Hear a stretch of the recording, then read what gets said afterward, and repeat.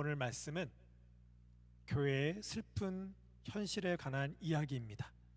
왜 슬프냐면 선한 영향력이 악이기 때문에 그렇습니다. 자신 있게 말씀드릴 수 있습니다. 수많은 교회와 수많은 성도들, 신자들이 그렇게 많이 강조하고 있는 하나님의 향해서 하나님을 믿는다라고 한다면 어떻게 살아야 되는지, 신앙생활은 곧 선한 영향력을 위해서 산다라고들 거짓말하고 본인들도 알지 못하는 것을 아는 것처럼 얘기하고 그것이 악인지도 모르고 선인 줄만 알고 선한 영향력을 그렇게 강조하고 살고 있습니다. 전 세계에 20억 정도의 기독교인이 있을까요? 그 중에 몇 안 되는 몇몇 잘났다라고 하는 기독교인들 때문에 그 대다수의 기독교인들이 큰 피해를 보고 있습니다. 축구선수가 골 넣고 기도하거나 연예인이 시상식 때 하나님께 영광 올려드린다거나 아니면 돈 많은 사람들이, 사업가들이 뭔가 이 땅에서 확보되고 확장되는 것으로 하나님께 영광 올려드리고 하나님의 영광을 했다라고 했다는 그런 사람들 때문에 그렇지 못하다라고 여겨지게 되고 어떤 학벌과 가진 것과 건강과 많은 재능이 없는 사람들을 그렇게 힘들어하고 있습니다. 다시 한번 말씀드립니다. 선한 영향력은 악입니다. 오늘은 그것에 관한 이야기입니다. 1절에 보시면 여호와여 도우소서. 지금 시인은 구원하여 주시옵소서라고 탄식하며 하나님께 애절하게 호소하고 있습니다. 경건한 자가 끊어지며 충실한 자들이 인생 중에 없어지나이다. 무슨 말일까요? 우리는 그동안 봐왔습니다. 시편은 1편부터 하나님께서는 의인의 길을 인도하신다라고 하셨습니다. 그리고 우리가 지난주에 봤죠. 하나님께서는 우리를 의롭게 하시는 이유는, 그 이유는 하나님께만 있습니다. 하나님이 즐거워하시는 거기 때문에, 하나님의 즐거워하시는 것은 최고 선을 의미합니다. 하나님이 이 땅에서 무엇인가 하시게 되는 그런 동기는 하나님의 즐거움, 사랑밖에는 없습니다. 그 뜻으로 우리를 의롭게 하셨고, 의로운 방법은 하나님께서 우리에게 계시해 주시는 겁니다. 얼굴을 보여주시는 거예요. 계시란 우리 갓난애기한테 까꿍 하는 것이 계시입니다. 어린아이에게 얼굴을 안 보여주다가 까꿍 해서 얼굴을 보여줬더니 아기가 까르르 웃습니다. 그것이 계시입니다. 우리 사람들은 하나님을 직접적으로 먼저 능동적으로 바라볼 수 있는 존재가 되지 못합니다. 하나님이 우리에게 하나님을 보여주셔야지만 우리는 그분을 알아볼 수 있는 존재가 됩니다. 그래서 하나님이 당신의 얼굴을 보여줬을 때 그 얼굴을 알아보는 것, 얼굴을 바라봤더니 그 창조주 하나님의 구원주 하나님이라는 것을 분명히 알아봤던 그 구원의 하나님을 알아본 그 믿음으로 말미암아 우리를 의롭게 하셨다라는 것입니다. 그 의로운 시인이 여호와여 도와주시옵소서, 구원하여 주시옵소서라고 합니다. 왜냐하면 경건한 자가 끊어지며, 경건한 자는 여호와 하나님께 대한 그 언약에 대해서 언약을 모르고 망각한 상태가 경건하지 못한다라는 것입니다. 그리고 충실한 자들, 구약 때 언약의 대상자들이 있었죠. 노아가 있었고 아브라함이 있었고 또 모세가 있었습니다. 다윗도 또한 언약의 대상자였습니다. 그런 언약과 함께 살아야 되는 그들이, 충성되게 살아야 되는 그들이 노아처럼 노아의 방주를 짓거나 믿음으로 알바를 모르고 나아갔던 아브라함처럼, 또 모세처럼 언약으로 말미암아 하나님을 믿고 출애굽을 시켰던 그 충성된 모습이 다 사라진 그 상실의 시대를 시인이 살고 있더라는 것입니다. 여기서 여호와여 도와주시옵소서, 구원하여 주시옵소서라선 이중적인 의미가 있습니다. 지금 나를 도와주세요, 나를 구원하여 주세요와 함께 지금 저렇게 의인됨을 모르고 상실해가는 저들을 향해서 도와주시옵소서라고 지금 호소하고 있습니다. 그리고 3절에 보시면 여호와께서 모든 아첨하는 입술과 자랑하는 혀를 끊으시리니. 여기서 아첨하는 입술은 2절을 의미하고요, 자랑하는 혀는 4절을 의미합니다. 2절에 보시면 그들이 이웃에게 각기 거짓을 말하며 아첨하는 입술과 두 마음을 말하는도다. 지금 상황이 어떠냐면 다윗과 함께하는 그 공동체 가운데 그들이 지금 다윗과 함께 의인됨이 무엇인지를 알아보고 우리에게 얼굴을 비치신 하나님의 영광 가운데 들어가 그 의인됨을 살아야 되는데, 그렇지 못하고 경건과 충성을 떠나는 그들이 이제는 이웃에게 각기 거짓을 말하며, 무엇을 말하고 있냐면 하나님의 의로움이 아니라 이 땅에서, 그러니까 하나님께 의로운 삶은 이런 거야 라고 말하면서 거짓을 말한다라는 거예요. 아까도 제가 주제는 뭐였죠? 여호와께 영광을 올려드린다, 선한 영향력. 그 거짓된 것을 말하고 있는 장면이 2절에 말하는 것입니다. 그들은 자기가 기도했기 때문에 기도한 것으로 하나님이 뭔가를 이 땅에서 이루어 주셨다, 내가 율법을 지키는 것으로 말미암아 하나님께서 내게 무엇인가 은혜를 베풀어 주시고 이 땅에서 형통케 하고 계신다라고 거짓되게 말하고 있는 거예요. 자신이 갖고 있는 하나님과의 온전한 관계가 아니라 하나님을 믿는다라는 그 명목하에서 믿는 자라서 뭔가 자기가 하고 있는 행위로 말미암아 이루어지고 있는 번영을 지금 자기와 함께 하나님을 믿노라고 하는 신자들에게 거짓으로 말하고 있는 거예요. 하나님을 알지 못한 채 하나님은 이런 분이야 저런 분이야 라고 자기 자신에게 이롭고 자기 자신을 형통케 하는 하나님만을 거짓되게 말하고 있는 그들의 모습이 나온 것입니다. 그들은, 입술은 두 마음을 갖고 얘기한다는 건 지금 사람들에 대해서, 성도들에 대해서, 하나님의 백성들에 대해서 어떤 긍정적이고 좋은 걸 얘기하고 하나님의 영광이야 라고 얘기하지만 그 마음에는 결국은 자기를 위해서 자기 자신이 뭔가 월등하고 나은, 나 이런 사람이야 라고 드러내기 위한 것으로 두 마음으로 사람들에게 나아간다라는 것입니다. 지금 우리의 교회 생활과 같지요. 아첨하는 입술로 하나님께 대해서 하나님께 초점 맞춰 예배하고 하나님께 대해서 일치하는 모습으로 사는 그들이 아니라 지금 세상에 대해서 아첨하는 모습이지만 그것은 곧 자기를 위한 모습으로 저렇게 하나님의 백성들이 의의가 없는 상태로 떨어져 살고 있더라는 것입니다. 그래서 4절에 보면 그들이 말하기를 우리의 혀가 이기리라, 우리 입술은 우리 것이니 우리를 주관할 자 누구리요. 이 본문 좀 애매하게 해석이 되어 있습니다. 그래서 다른 번역들을 봤더니 지금 우리가 보고 있는 개역개정이 가장 좀 어렵게 되어 있는데 다른 개정들은 다 이렇게 되어 있습니다. 그들이 우리가 우리의 혀로 이길 것이다, 입술은 우리 것인데 누가 우리를 제어하겠는가 라고 이야기한다라는 것입니다. 뭐냐면 지금 이 땅에 사는 기독교인들도 이 땅 살 때 힘들고 어렵고 두렵고 낙심할 때가 많습니다. 이때마다 우리는 하나님께 나아가 주님 도와주세요, 물질 주세요, 대학 가게 해주세요, 뭔가 해결하게 해주세요, 형통하게 해주세요 라고 정말 많이 기도한다라는 거예요. 몇 날 며칠을 기도하고 기도원 가서도 기도하고 그렇게 부르짖습니다. 그러다가 뭔가 이 땅에서 뭔가 주어지는 때가 와요. 성적이 안 오던 아이가 갑자기 성적이 오르거나 물질로서 갑자기 뭔가 하늘에서 떨어진 것처럼 그런 복 가운데 있거나 많은 이 땅 사람들이 누리고자 하는 그 복들을 누릴 때가 있습니다. 우리 믿는 사람들은 다 그런 경험이 있죠. 저도 분명히 있어요.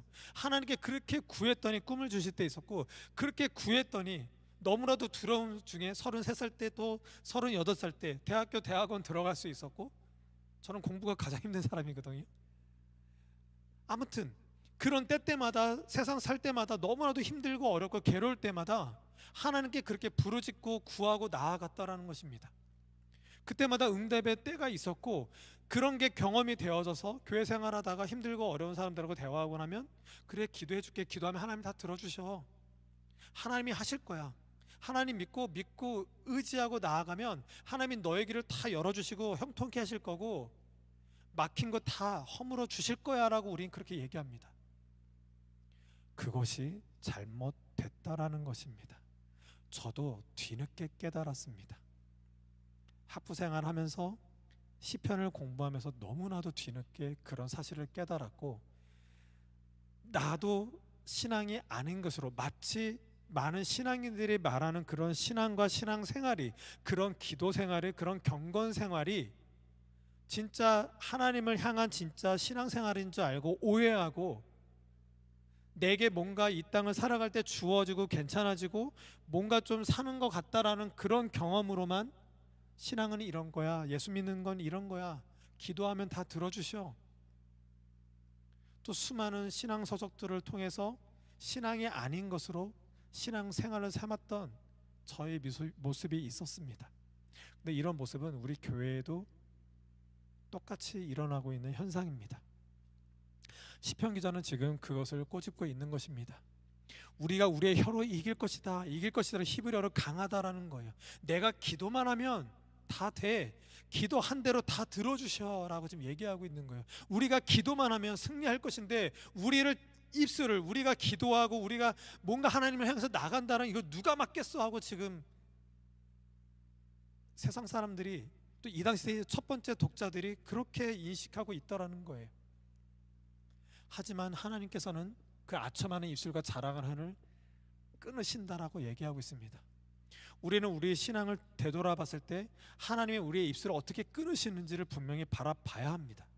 그렇지 않으면 우리는 여전히 이 세상 가운데 수많은 사람들이 오해하고 착각하고 그렇게 잘못된 방향으로 가고 있는 그런 말들을 우리조차도 하게 될 수밖에 없습니다.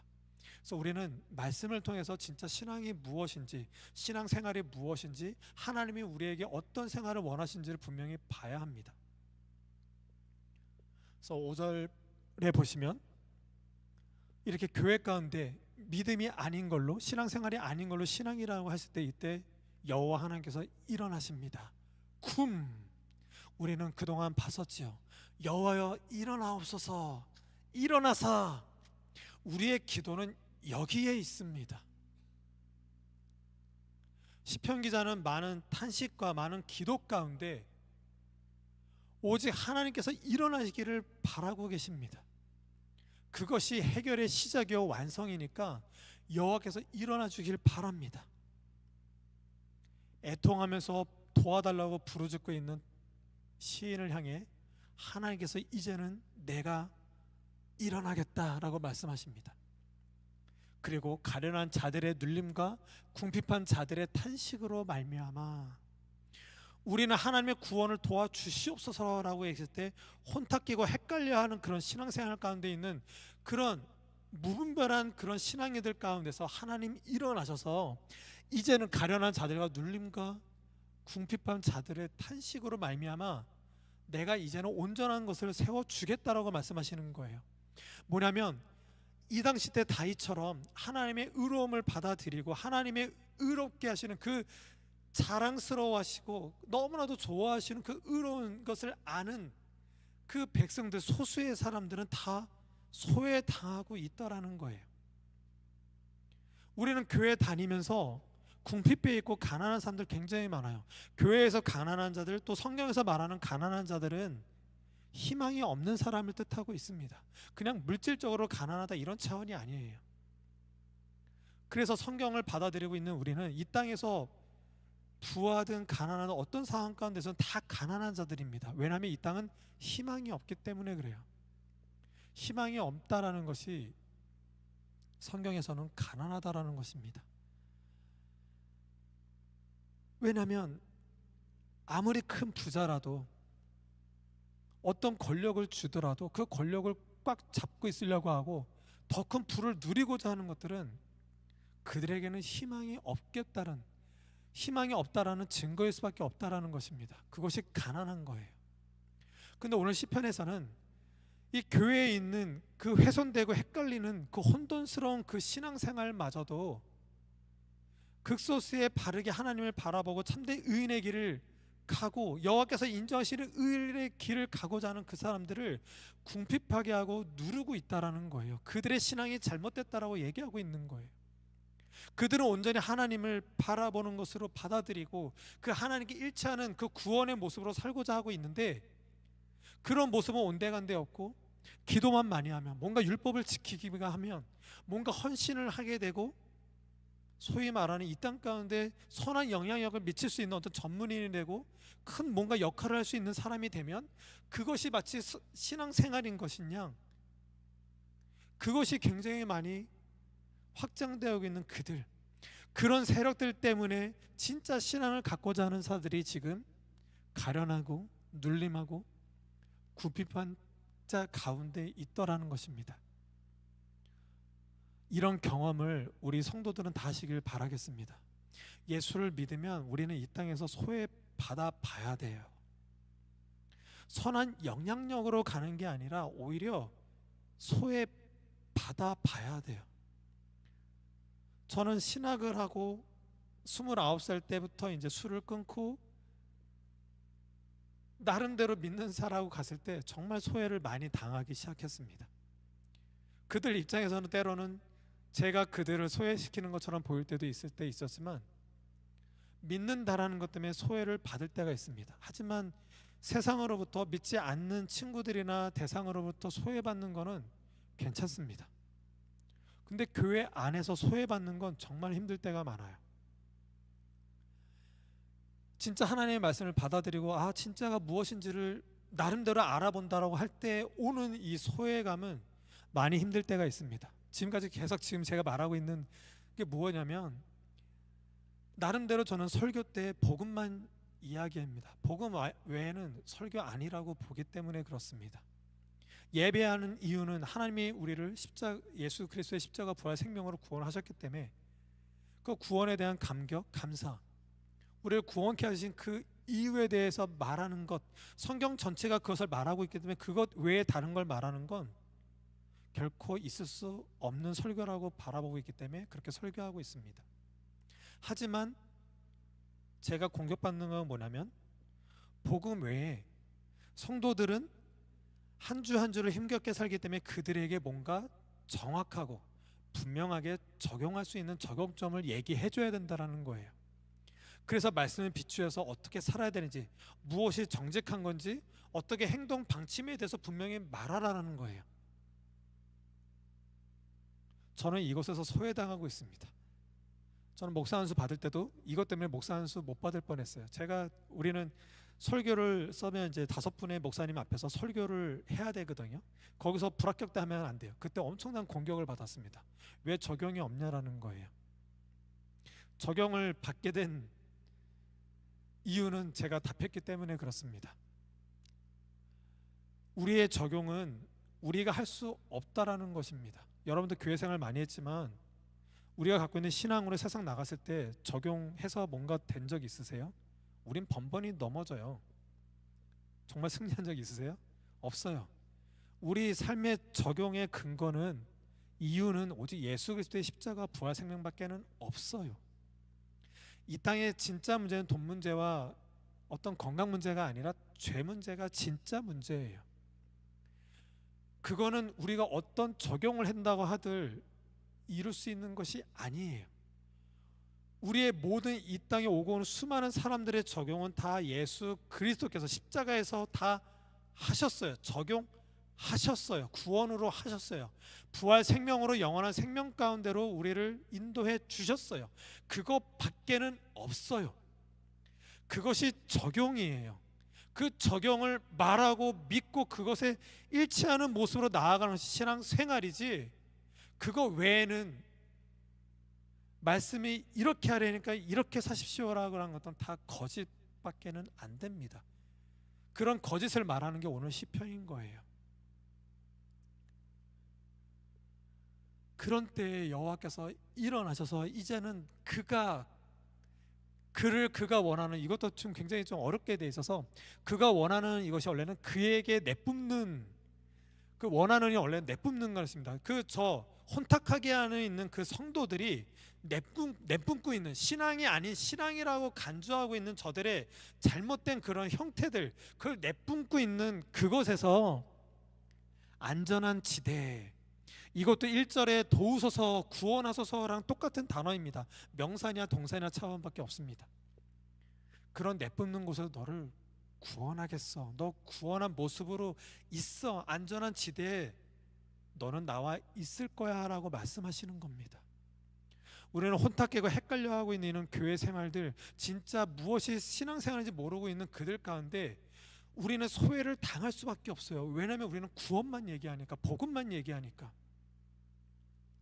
그런 우리를 향해서 하나님은 일어나셔서 너는 안전한 지대에 있어. 너 구원받은 그곳에 의인된 모습으로 있어 라고 지금 말씀하고 계시는 것입니다. 그래서 6절에 여호와의 말씀은 순결하며 흙 도가니에 7번 단련한 은 같도다. 교회에 수많은 사람들, 혼탁하게 하는 사람들은 말씀이 아닌 걸로 말씀인 것으로 착각하고 말씀에는 없는 것으로 자신들이 행하고 자신들이 살고 있는 신앙생활이 마치 신앙생활인 양 살고 있습니다. 그럼 그때 하나님께서는 7번씩이나 완전수로 단련한 은처럼 너는 견고하게 그 말씀 가운데 있는 존재야. 그런 존재는 너는 영원까지 있을 거야. 흔들리지 마라고 지금 말씀하고 계시는 것입니다. 그리고 결론적으로 비열함이 인생 중에 높임을 받는 때에 악인들이 곳곳에서 날뛰는도다. 오늘 말씀은 교회의 슬픈 현실에 관한 이야기입니다.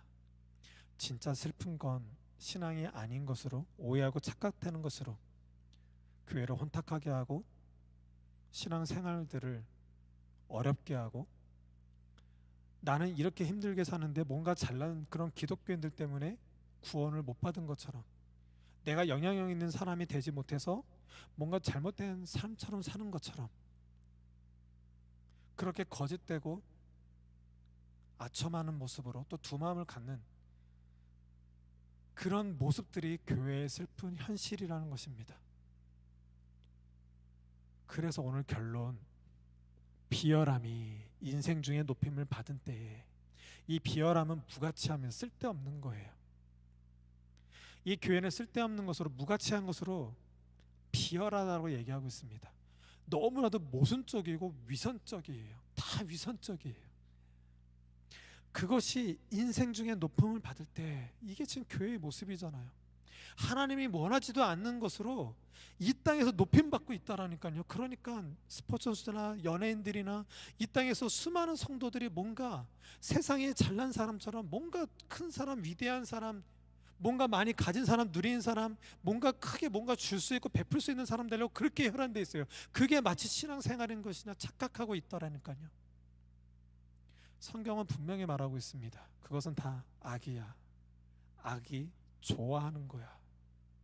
하나님 분명히 의인됨을 좋아하셔서 의인되게 하는 것을 너무 기뻐하심으로 우리를 의인되게 하셨는데 우리는 반대로 착각되고 오해되는 것으로 신앙생활을 잘못해서 오히려 악한 자들의 즐거움 속에 속해서 살고 있다라는 겁니다. 이런 속에서 시인은 여호와여 도와주시옵소서라고 얘기하고 있는 것입니다. 우리 성도들은, 우리 항해하는 교회 성도들은 진짜 신앙생활을 알게 되시길 바라겠습니다. 여호께서 일어나셨습니다. 예수 그리스도의 십자가 부활 생명으로 일어나셨습니다. 그거면 다고 그것이 전부의 적응이고 우리는 그것만 믿으면 됩니다. 우리의 신앙은 은혜에 있습니다. 어떤 이성적인 것, 어떤 지식적인 것 다 떠나서 우리는 하나님을 믿을 때 믿지 못하는 이유 때문에 못 믿는 것이 아닙니다. 우리는 이 땅에서 눈에 보여지고 귀로 들려지는 것으로 너무 많은 그 혼탁되어 있고 훼손되어 있는 것들이 많습니다. 이런 이때 하나님께서 일어나 그분을 바라볼 줄 알게 돼야 됩니다. 그리고 그분의 얼굴을 비춰서 우리를 비춰주신다라고 할 때 분명히 보게 되는 그 은혜의 순간들이 꼭 있으시길 바라겠습니다. 우리의 수많은 의문들, 어려움들, 낙담하고 있는 것들, 괴로움들 다 하나님의 은혜가 주어졌을 때야 비로소 우리는 해결이 됩니다. 오늘 시편 12편에 있는 성도들은 그 은혜를 몰라서 그래요. 예수 그리스도를 말미암아 구원을 받았다면 그 구원받은 은혜가 무엇인지 충분히 느껴져야 합니다. 그 은혜 때문에 우리는 예배가 안 되고 찬양이 안 되고 입술이 안 열려져서 기도가 안 되는 것입니다. 그것이 여호와여 도와주시옵소서입니다. 구원하셔서 하나님과 함께 할 수 있는 그 기준, 그 의인됨이 되었다라는 그 사실 가운데 그 은혜를 깊이 알게 되는 그런 성령의 함께 하신과 성령의 충만함과 성령의 인도하심이 은혜로 계속 채워지는 우리 모두가 되길 예수님의 이름으로 축복합니다. 기도하시겠습니다.